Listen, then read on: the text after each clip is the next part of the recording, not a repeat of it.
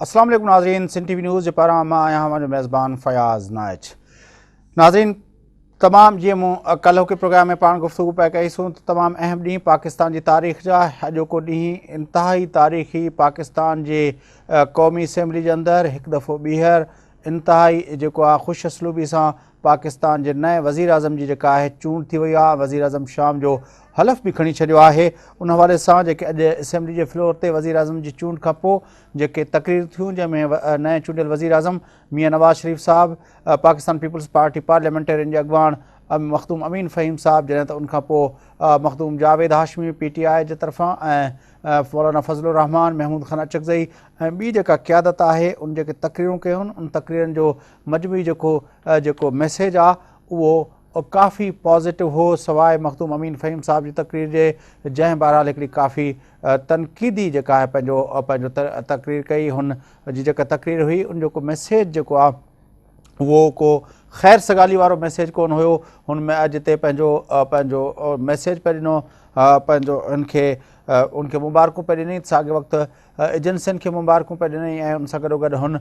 पोयां किसा बि खणी आयो हुकूमतुनि में पंहिंजो पार्लियामेंट जमहूरी प्रोसेस जे अंदरि जेको आहे एजेंसियुनि जी मदाख़लत ऐं उन हवाले सां हुन असगर ख़ान केस जो बि रेफरेंस ॾिनो ऐं हुन 10 जमाती इतिहाद खे बि चयो त सिंध जे 10 जमाती इतिहाद खे जे बारे में हुन चयो त इहो जेको आहे उहो पंहिंजो जो एजेंसियुनि जो कारनामो हो। बहरहाल मियां नवाज़ शरीफ़ साहब जेका तक़रीर कई उहा तक़रीर काफ़ी हौसला अफ़ज़ा तक़रीर हुई। उनमें काफ़ी मस्बत ॻाल्हियूं हुयूं, जंहिंमें हुन ॿियनि ॻाल्हियुनि सां गॾोगॾु जेका हिकिड़ी ॻाल्हि कई जंहिंमें हुन चयो त मुल्क जे अंदरि ड्रोन बंदि कया वेंदा। हालांकि ड्रोन बंदि करण जे हवाले सां पाण कल्ह बि ॻाल्हायो होसीं त ड्रोन बंदि करणु मियां नवाज़ शरीफ़ साहब जे वस जी ॻाल्हि कोन्हे, छाकाणि त उन हवाले सां अमेरिका जी जेका पॉलिसी आहे उहा अमेरिकी प्रेसिडेंट बराक ओबामा अनाउंस करे छॾी आहे। हाणे पाकिस्तान वटि ड्रोन बंदि कराइण जो हिकिड़ो ई ऑप्शन आहे। रसूल बख्श रईस साहब, ये जो आज असम्बली के अंदर जो नए वज़ीर आज़म का इंतखाब हुआ है, किस तरह देखते हैं आप इस सारे प्रोसेस को? ये एक पाकिस्तान की सियासत के लिए, जमहूरियत के लिए, विफाक के लिए और हमारे अंदरूनी इस्तेहकाम और सलामती के लिए एक बहुत बड़ा तारीखी दिन था कि इक़्तिदार अवाम के मुताबिक मुंतखब और जो दुनिया भर में मौजूद में जो सरकार करती है वो यही है कि दस्तूर होती है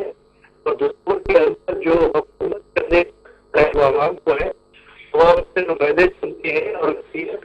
जमात हुकूमत बनाती है और मुश्किल होता है। पाकिस्तान की तारीख में ये पहली दफा हो रहा है। मुझे अब बात करें भी मुश्किल हुआ लेकिन वो इस अंदाज हुआ जिस अंदाज में आज हमने देखा तो दूसरी मुल्क की हुकूमत को अपना मुकम्मल करने का आगे संभाल किया है। ये बड़ी जिम्मेदारी भी है और शायद बात है पाकिस्तान में उम्मीद पैदा हुई है कि पाकिस्तान के जो मामलात हैं पहले से बेहतर होंगे, मसाइल हल होंगे, मुल्क में इस्तेहकाम आएगा और जमहूरियत आगे चलेगी। अच्छा, जो अपना तकरीरें थी, मखदूम अमीन फ़हीम साहब की तकरीर का जो मैसेज था या शेख रशीद साहब की तकरीर का जो मैसेज था, किस तरह आप देखते हैं उनकी तकारीर को? मखदूम अमीन फ़हीम का जो बयान था बहुत ही अफसोसनाक और मायूस कौन था। ये मतलब है कि वो ये कहने की कोशिश कर रहे थे कि इंतखाबात मुल्क में नहीं हुए, अवाम ने वोट नहीं डाला, रिकॉर्ड वोट नहीं डालेंगे, 55% लोगों ने पहली दफा वोट नहीं डाला और ये लोग वो मुंतखब नहीं हुए। ये मैक्सिमम मायूस कौन बयान था और ये उनके अपने रुझानात या जो सियासी जो उनका एक मौक़िफ़ है उसकी अक्कासी करता है, लेकिन मैं नहीं समझता कि कोई अच्छा सियासतदान ऐसे मौके पर ऐसी बात कर सकता है। मायूस कौन बात थी। आप क्या समझते हैं कि आज जो पाकिस्तान पीपल्स पार्टी ने जो मैसेज दिया है वो आने वाले वक्त में कोई कन्फ्रंटेशनलिस्ट मोड में वो जाना चाहते हैं, कोई इस तरह के आप सिनेरियो देख रहे हैं, या समझते हैं कि ये आज का जो बयान है वो अपना आगे चल के उनकी पॉलिसी उस हिसाब से नहीं बनती? तो मेरा ख्याल है कि इस किस्म के लोग तो मौजूद ही हैं पीपल्स पार्टी में भी, दूसरी जमातों में भी, तो बिल्कुल ऐसे मौके पे आप ऐसी कोई चीज एक्सपेक्ट नहीं करते लेकिन वो कहना शुरू कर देते हैं। ظاہر ہے کہ ایوان میں ان کے اوپر پابندی نہیں ہے، لیکن میں نہیں سمجھتا کہ یہ پاکستان پیپلز پارٹی کی پالیسی ہوگی، اور خصوصاً اس وقت پیپلز پارٹی کا گراف بہت نیچے گیا ہے اور پنجاب میں مکمل طور پہ ختم، کراچی میں بھی نہ ہونے کے برابر، بلوچستان میں ختم، خیبر پختونخوا میں ختم، تو پھر اندرون سندھ میں اگر پیپلز پارٹی رہ جاتی ہے تو وہاں پہ اس کو پھر دوسرے لوگوں سے مقابلہ کرنا پڑے گا۔ تو اس حالات میں اس قسم کی باتیں کرنا میں میری سیاسی سوچ کی عکاسی نہیں کرتا۔ پیپلز پارٹی اگر سر جوڑ کے بیٹھے گی تو جو موجودہ قیادت ہے آصف علی زرداری سے لے کے مخدوم امین فہیم تک، ان کو گھر بھیجنا ہوگا، اس کے بغیر پاکستان پیپلز پارٹی اپنے آپ کو دوبارہ ریوائیو نہیں کر سکے گی۔ اچھا، جو میاں نواز شریف صاحب کی جو تقریر تھی اس میں دہشت گردی کے خلاف جنگ کے حوالے سے کوئی واضح اپنا بات نہیں تھی، نہ ہی بلوچستان کے ایشو پہ اس نے بات کی، اور نہ ہی جو ہے وہ ایران کی گیس پائپ لائن کے حوالے سے بات کی۔ آپ کے خیال میں یہ دانستہ طور پہ اس نے ان چیزوں کا ذکر نہیں کیا، یا سمجھتے ہیں کہ اس وقت ان کی ضرورت نہیں، یہ اتنے بڑے ایشوز نہیں تھے؟ دیکھیں، آپ جو توقع کر رہے ہیں کہ منتخب ہونے کے فوراً بعد جو تقریر کی جاتی ہے اس سے چھٹیاں ادا کرتی ہیں، انہیں خطوخال بتا دی یہ تمام باتیں جو ہیں، یہ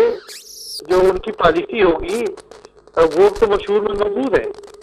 اس کو اگر آپ دیکھنا چاہتے ہیں، ان کو منشور اخلاقی اور سیاسی لحاظ سے پابند کرتا ہے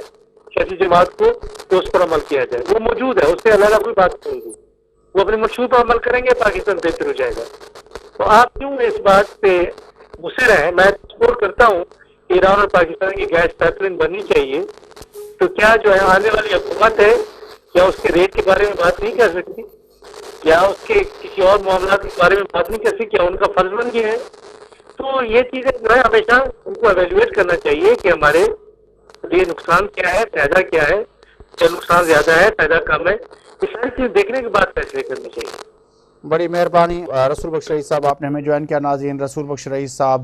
ملک جا نامیرا پنجو اینالسٹ اساں سان گڈ ہوا، گفتگو تاں ٻدھی، گفتگو ہلی پئے۔ رسول بخش رئیس صاحب جو چوڻ اهو आहे त काफ़ी हौसला अफ़ज़ा ॻाल्हि आहे، ऐं मख़दूम अमीन फ़हीम जे बयान ते हुनजो चवण इहो त काफ़ी मायूस कुन बयान हो, ऐं उन मां जेको आहे हिकिड़ो पॉज़िटिव मैसेज कोन पियो वियो। पर उन सां गॾोगॾु हुन इहा बि ॻाल्हि कई त इहो जेको बयान हो उहो बहरहाल बयान जी हद ताईं रहंदो आहे। पाकिस्तान पीपल्स पार्टी अहिड़े क़िस्म जे कन्फ्रंटेशन वारे पंहिंजो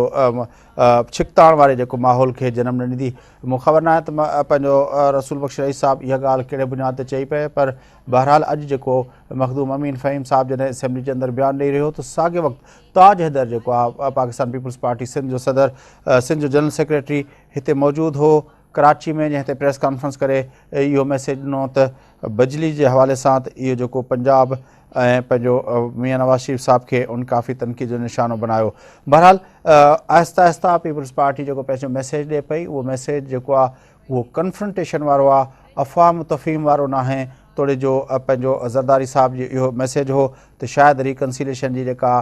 पॉलिसी आहे उहा उनखां पोइ बि क़ाइमु रखी वेंदी, पर उनजे क़ाइमु थियण जे हवाले सां अञा ताईं का पेशरफ़्त नज़र न पई अचे। उन हवाले सां को मैसेजिस जेके पीपल्स पार्टी हाणे सिग्नल्स जेके ॾियणु शुरू कया आहिनि उहे को रिकन्सिलेशन जी पॉलिसी जी हिमायत में कोन पिया अचनि। बहरहाल अॼोको ॾींहुं जेको आहे उहो तारीख़ी ॾींहुं हो। पाकिस्तान हिकु नए हुकूमत जेको आहे पाकिस्तान जी उहा वजूद में अची चुकी आहे। वज़ीर आज़म तौरु मियां नवाज़ शरीफ़ साहब टियों भेरो वज़ीर आज़म तौरु कसम खणी वरितो आहे, ऐं पाकिस्तान जे अंदरि इहो पहिरियों मौक़ो आहे त जॾहिं को हिकिड़ो फ़र्द जेको आहे उहो टियों भेरो वज़ीर आज़म थियो आहे। मियां नवाज़ शरीफ़ साहब उन हवाले सां रिकॉर्ड क़ाइमु कयो आहे पाकिस्तान जे अंदरि वज़ीर आज़म टियों भेरो वज़ीर आज़म थियण जो। ऐं बहरहाल हुन जा जेके पोयां ॿई दौर हुआ उनमें जेको कुझु थियो, हिन दौर में छा थींदो इहो ईंदड़ वक़्त में थींदो। पर अॼोकी जेका हीअ प्रोसीडिंग्स हलियूं आहिनि क़ौमी असेंबली जे अंदरि उन ते वधीक गुफ़्तगू कंदासूं, छाकाणि त फॉरेन पॉलिसी जे हवाले सां, मईशत जे हवाले सां ऐं ॿियनि केतिरनि इशूज़ जे हवाले सां